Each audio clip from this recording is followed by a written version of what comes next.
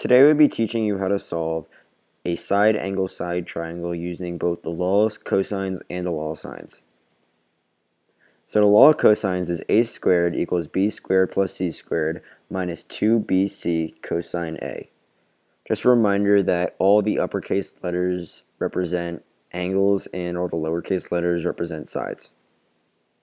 So first we're going to be finding side A using the law of cosines. So you plug in all the values you know into the law of cosines. So it's going to be a squared is equal to 7 squared plus 5 squared minus 2 times 5 times 7 times the cosine of 135 degrees. Next you're going to multiply these numbers together and you're going to get negative 70, and you're going to add the two squares and you're going to get 74. Then you multiply negative 70 by the cosine of 135 and you're going to get 49.5. After this, you're going to add these two numbers together, and since this is squared, you're going to have to square root the other side of 123.5. And eventually you will get the answer is 11.11.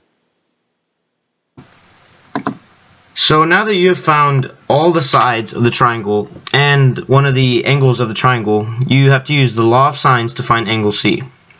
Now you have to remember to always solve for the largest angle either first or last using the law of sines, but never second. And in this case it doesn't apply because the largest angle is already given.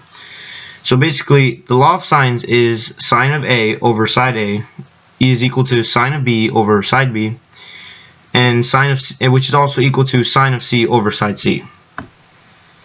So now you're going to use the law of sines to find angle C. So you set it up. You do sine 135 over side A, which is 11.11, which is equal to sine C over side C, which is 5.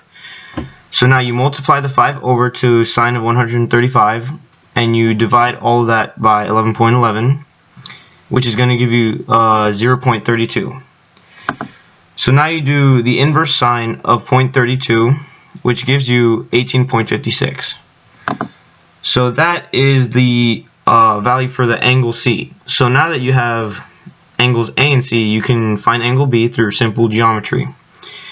Because we know that all the angles of a triangle should equal 180 degrees. So you add up 135 plus 18.56, and you subtract that minus 180, which will give you angle B, which is 26.44. And now you have solved for the entire triangle.